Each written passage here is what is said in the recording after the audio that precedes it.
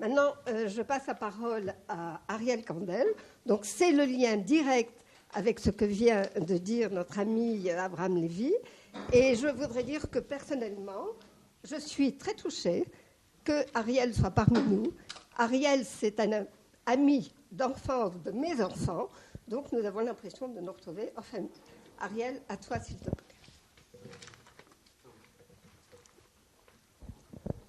Alors merci Jacqueline et merci pour l'invitation. En fait, c'est le pays des miracles ici, parce que parler en 20 minutes de ce genre de choses, à mon avis, même le Mashiach n'y arrivera pas. Mais bon, on va quand même y arriver.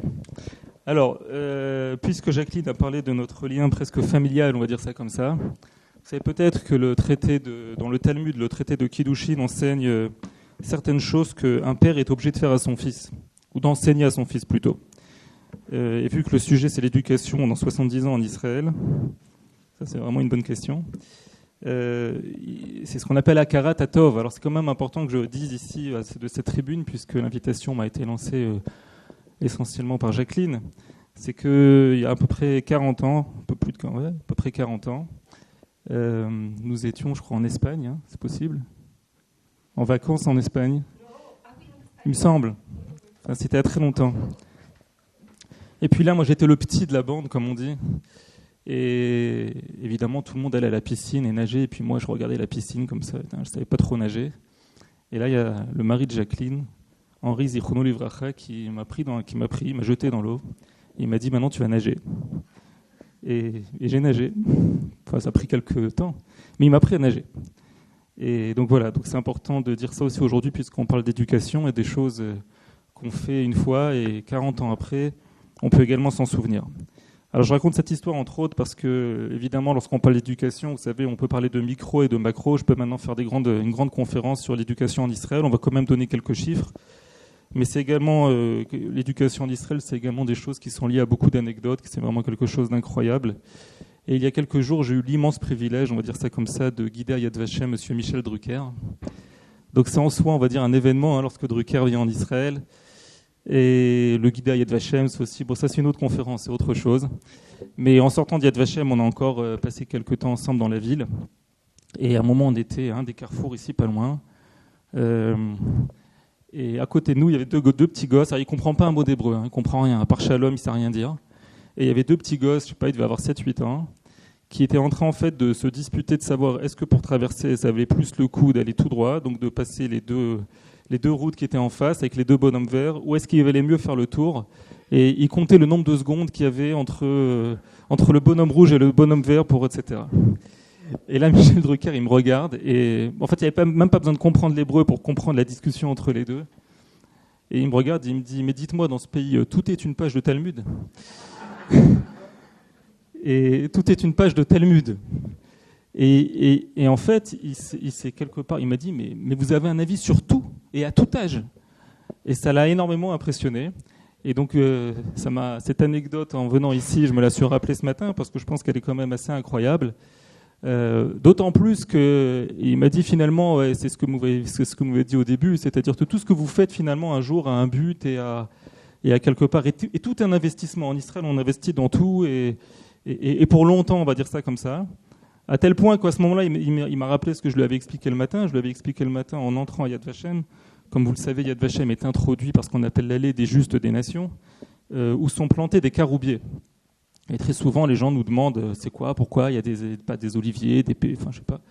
Et la raison du caroubier, on revient encore au Talmud, c'est cette fameuse histoire de Choni Améagel, on raconte dans le Talmud, dans la Masechet Ta'anit, qui un jour est assoupi, on va dire, ou en train de se reposer, je sais pas, dans un verger. Et là, il voit quelqu'un qui plante un arbre. Et puis, le Talmud nous dit qu'il s'endort. Et il se réveille. Et il voit la même personne qui vient cueillir les fruits de l'arbre. Alors, il lui dit, mais comment c'est possible? Avant que je m'endorme, je t'ai vu planter cet arbre. Comment c'est possible que tu viennes déjà cueillir les fruits? Il lui dit, ah non, mais c'est pas du tout moi qui a planté l'arbre, c'est mon grand-père. Et donc, l'histoire nous raconte qu'il s'était endormi donc 70 ans. Et que pendant ces 70 ans, finalement, l'arbre a vu le temps de grandir, de pousser, et c'est les petits-enfants qui venaient récolter les fruits de l'arbre qui avait été planté par le grand-père. on rajoute que l'arbre qui aurait été planté là-bas, c'est un caroubier, puisque le caroubier à l'état naturel serait le seul arbre. Alors je ne sais pas si c'est vrai, je ne suis pas du tout... on peut faire peut-être une étude à Weizmann sur ça. Mais ça serait le seul arbre à l'état naturel qui mettrait 70 ans pour donner ses premiers fruits. Alors est-ce que c'est vrai, c'est pas vrai, je ne sais pas, c'est peut-être vrai, j'en sais rien, je n'ai pas vérifié. Mais en tout cas, c'est pour ça qu'à Yad Vashem, on a planté cet arbre, pour nous dire que tout ce qu'on fait finalement, tout ce qu'on fait les justes des nations, c'était ni pour eux, ni pour leurs enfants, ni pour leurs petits-enfants, mais c'était pour que 70 ans après, on vienne et on puisse parler de ce genre de choses, de ce qu'ils avaient fait en tout cas. Et c'est quelque part ça également l'éducation en Israël. C'est-à-dire que d'un côté, forcément, on peut parler de la crise de l'éducation en Israël. Alors à mon avis, je ne suis pas sûr qu'il y a eu une époque où l'éducation en Israël n'était pas en crise, à tel point que même lorsqu'on revient, puisque c'est également le sujet du jour, de savoir la vision dans 70 ans, etc., même si on reprend la vision de Herzl sur l'État juif et que vous relisez l'État des Juifs, ça c'est le genre de bouquin dont tout le monde sait qu'il existe, mais personne ne l'a jamais lu. Moi, je l'ai lu plusieurs fois, c'est vraiment très petit à lire, c'est un tout petit bouquin. Et ça peut, alors soit c'était évident, soit il avait aucune idée de l'éducation, mais à aucun moment Herzl ne fait allusion à l'éducation des enfants en Israël. Il parle de la formation professionnelle, il parle de plein de choses, de l'éducation des adultes, mais pas tellement de l'éducation des enfants, soit parce qu'il y connaissait rien, c'est une possibilité, soit parce que ça lui paraissait évident. Mais dans la vision première de l'État d'Israël, on va dire, telle que Herzl l'avait vue, l'éducation des enfants était à peine présente. Si on fait un historique de l'État d'Israël, au niveau de l'éducation, et c'est pas tellement, encore une fois, on n'a pas le temps aujourd'hui, mais on peut présenter peut-être 2 points, le début, on va dire, et aujourd'hui. Au début, on a ce qu'on appelle en Israël le cours Haïtour. C'est quoi le cours Haïtour ? C'est le fait de dire que, évidemment, c'est un État qui est constitué essentiellement à l'époque d'Olim Khadashim, mais on y reviendra, ces fameux nouveaux immigrants, qui arrivent en Israël, qui viennent évidemment de différentes cultures, qui parlent différentes langues, etc. Et donc, à l'époque, le système éducatif de l'État d'Israël est très simple. C'est un peu comme la potion magique dans Astérix, c'est-à-dire on prend une grande marmite, on met tout le monde dans la marmite et on touille et on mélange et ça donne ce que ça donne. En d'autres mots, le cours Haïtour, c'est-à-dire le fait d'essayer de trouver quelque chose ou un phénomène, on va dire, qui va faire que tout le monde à la fin va plus ou moins se retrouver dans une culture égale. Ça, c'est ce qui s'est passé en Israël en 1948 et dans les premières années, on peut dire dans les 10, 20, 30 premières années de l'État d'Israël. Tout le monde parlait de ce phénomène du cours Haïtour et donc également dans les kibbutzim et dans les écoles en Israël, il y avait plus ou moins un programme unique et c'est comme ça qu'on éduquait les enfants. Aujourd'hui, on va dire, la situation a, on pourrait dire, complètement changé. Et à tel point que celui qui parle le mieux de ça, à mon avis, aujourd'hui, c'est ni plus ni moins un des voisins, qui n'est pas très loin d'ici, le président de l'État d'Israël, M. Reuven Rivlin, qui a énoncé il y a quelques années, je sais pas, il y a 2 ans peut-être, un peu plus, il a énoncé sa fameuse théorie des Shvatim. Okay, comme on le sait très bien, à la base, le peuple d'Israël est composé de 12 tribus, peut-être plus d'ailleurs, voire peut-être moins. Mais il dit en gros qu'aujourd'hui, il y a ce qu'on appelle 4 tribus en Israël, il appelle ça les Arba Shvatim.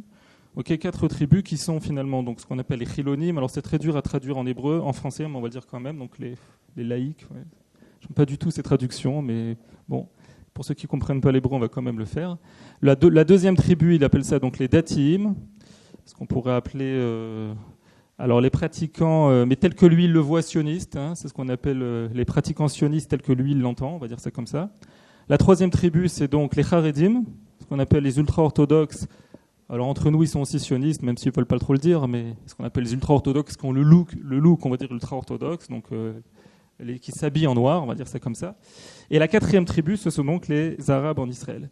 Et ce que dit Reuven Rivlin, et forcément, quelque part, c'est assez juste, c'est de dire que d'un côté, on a l'impression que plus on avance dans l'histoire de l'État d'Israël, et plus il y a on va dire, une différenciation entre ces groupes. Et c'est également vrai lorsqu'on retrouve le système éducatif israélien. C'est quelque chose qu'il a présenté également il n'y a pas longtemps. Si je me mets à déchirer les feuilles, c'est pas bon. Alors ça, on ne le voit pas très bien. Mais peu importe, on voit qu'en 1990, encore donc il y a 30 ans en Israël, à peu près la moitié de la population des enfants en Israël, c'est-à-dire 52%, appartiennent à ce qu'on appelle le réseau Mamlarti. C'est-à-dire qu'un enfant sur 2 appartient, entre guillemets, à la tribu des Chilonim, on va dire ça comme ça. 23% appartiennent donc à la tribu des Arabes israéliens. Donc 16% appartiennent à ce qu'on appelle donc le Mamad, le Mamlarti Dati, c'est-à-dire donc le courant religieux sioniste, si on peut l'appeler comme ça. Et 9% en 1990 sont des Haredim. Donc on a à peu près, on va dire ça comme ça, la moitié des élèves en Israël qui font partie du courant Mamlarti, donc Chiloni, si on pourrait dire ça comme ça. un quart les Arabes, et le dernier quart qui est composé, pas vraiment moitié-moitié, donc des Haredim et des Mamartim Datim. Ça, c'est en 1990. Et il fait la même étude, donc presque 30 ans après, donc en 2018. Là, quelqu'un veut se tenter? On en est où aujourd'hui? Alors, les élèves qui rentrent en Kita Aleph en 2018, qui vont rentrer en Kita Aleph en septembre 2018. 50% de Haredim, ouais. Et le reste? Un tiers Chilonim, ouais. Et donc le reste d'Arabes. Alors, donc on va commencer par les Arabes, c'est plus ou moins stable. On est passé de 23% à 25%, donc ça reste plus ou moins un quart. Effectivement, donc les Mamlartim sont passés à 38%. Ok, donc de 52% à 38%. Les Mamlartim Datim, donc les religieux sionistes, c'est la même chose, de 16% à 15% plus ou moins. Et effectivement, les Haredim, avec un bond phénoménal de 9% à 22%. Donc on arrive plus ou moins aujourd'hui à 3 tiers, on va dire, plus ou moins. Hein. Un gros tiers de Chilonim, un petit tiers d'Arabes, on va dire ça comme ça, et un gros tiers aussi de religieux, qu'ils soient sionistes ou Haredim.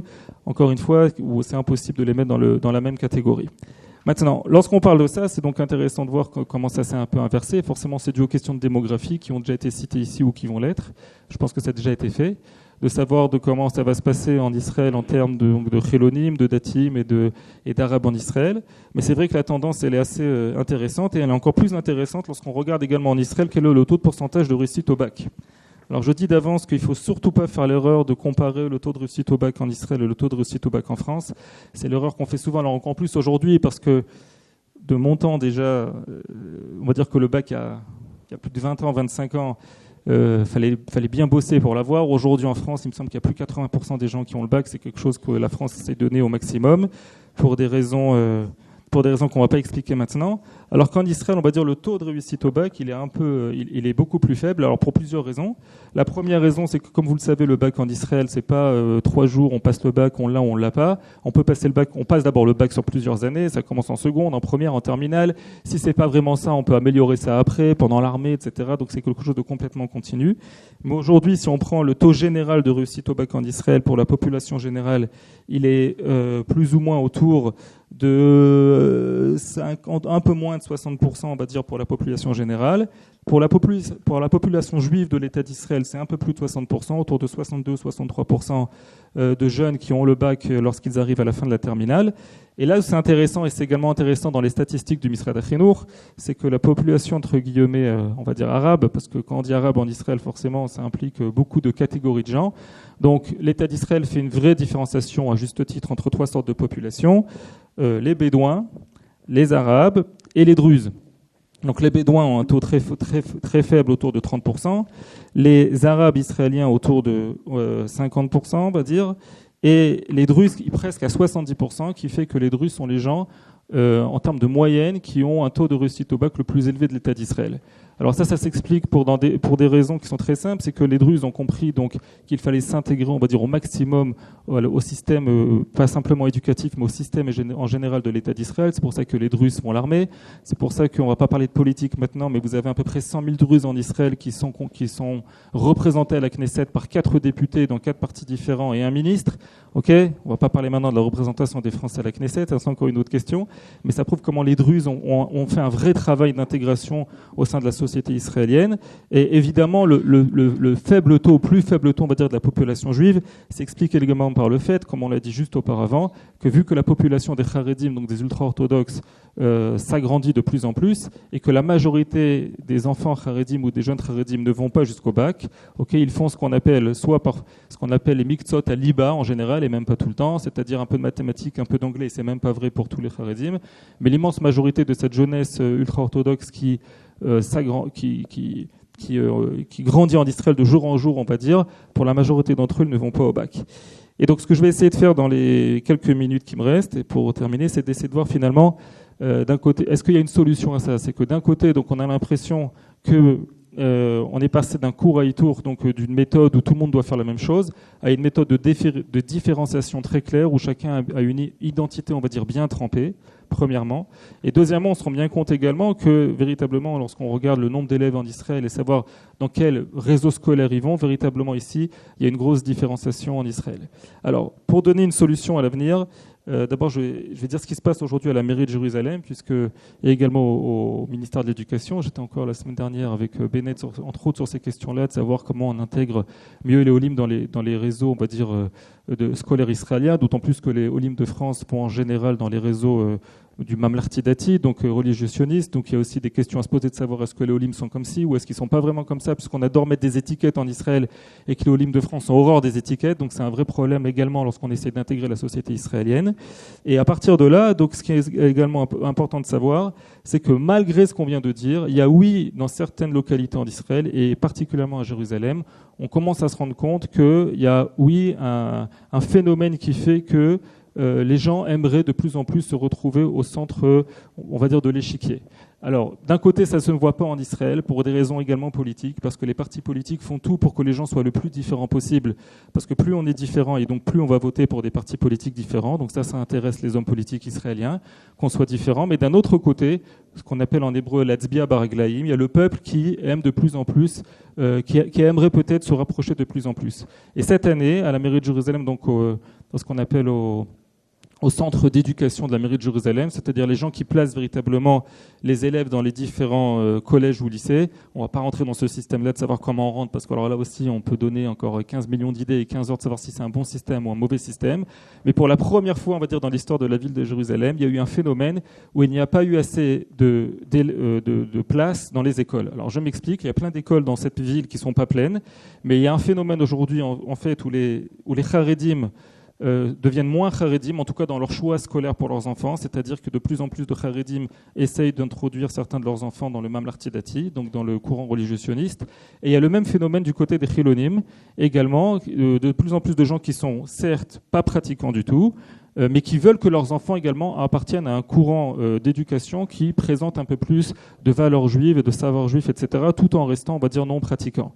Et pour la première fois donc cette année à la mairie de Jérusalem, dans ce qu'on appelle le Mamlarti Dati, au niveau du collège, il n'y a pas eu assez de places. Il manquait 40 places dans le collège du Mamlarti Dati parce qu'il y avait plus de Haredim d'un côté et plus de Chilonim de l'autre qui voulaient rejoindre également ce courant-là, non pas pour des raisons idéologiques, c'est important de le dire, c'est pas que demain les Haredim vont aller voter autre chose ou les Chilonim vont voter autre chose, mais pour des raisons d'éducation de leurs enfants. Alors, la solution à ça, on va dire, peut-être à essayer ce qui va se passer dans 70 ans.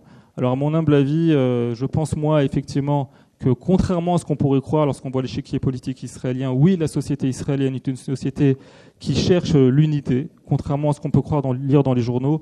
Évidemment, les journaux parlent toujours des trains qui n'arrivent pas à l'heure, mais le noyau dur de la société israélienne est un noyau de gens qui aimeraient se retrouver autour de plus en plus de valeurs communes, peut-être comme en 1948. Et puisque j'ai été invité par la loge Robert Gamzon, alors souvent on n'a pas besoin d'aller chercher dans l'avenir, mais on peut également chercher dans le passé. C'est un peu ma spécialité, puisque j'ai étudié un master en éducation juive avec spécialité d'enseignement de la Shoah. C'est pour ça que j'ouvre également sur ça.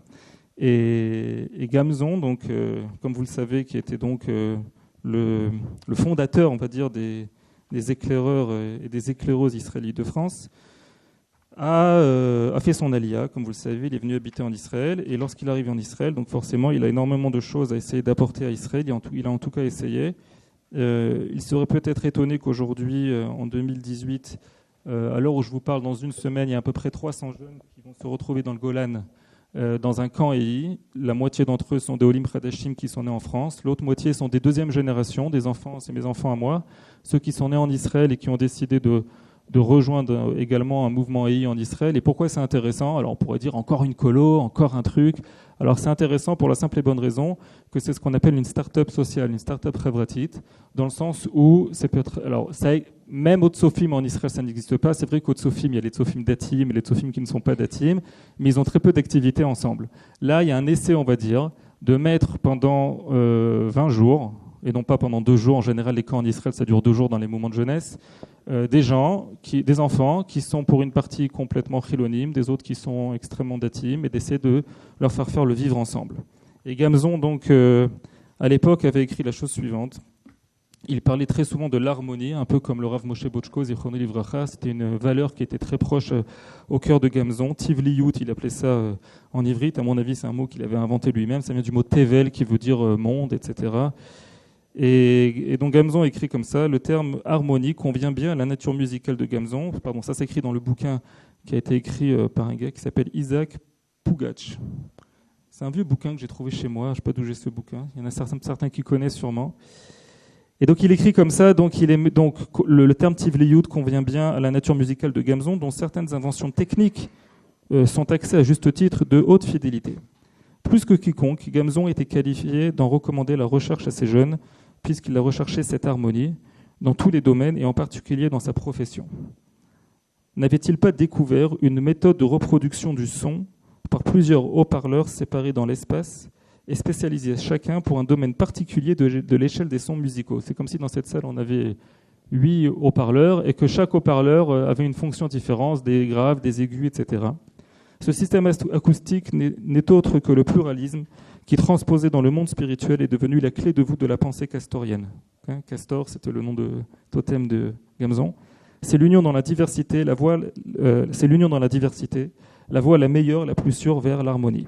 Et je pense que finalement, c'est peut-être cette tendance, on va dire, qu'on pourrait espérer pour l'État d'Israël, c'est-à-dire que dans 70 ans, les fameux shvatim dont parle le président de l'État d'Israël aujourd'hui, Rivlin, soit moins, on va dire, soit moins réel, on va dire, dans la réalité israélienne, qu'effectivement dans le système éducatif, on retrouve tous les courants de pensée réunis. Ça peut paraître utopique, mais à mon avis, c'est également un des souhaits de la société, on va dire, civile aujourd'hui israélienne par rapport à cette question-là.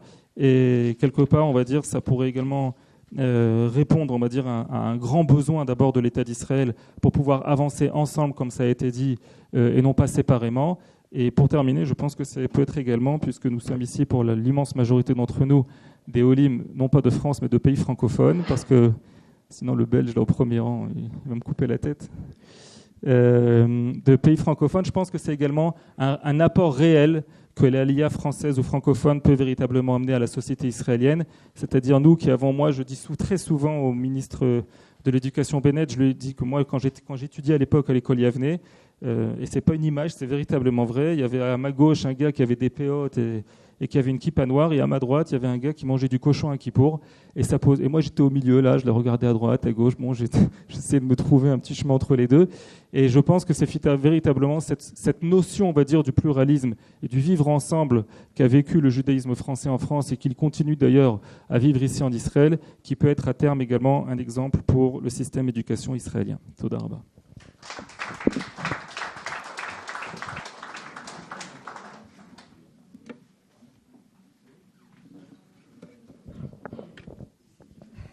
Merci Ariel. Je voudrais d'abord te remercier, indépendamment de la démonstration que tu as faite, d'avoir évoqué le nom et le souvenir de Henri, ce qui, Robibaud, mon mari, parti il y a bientôt 5 ans, et ça nous remonte à des années en arrière, et nous formons une grande famille.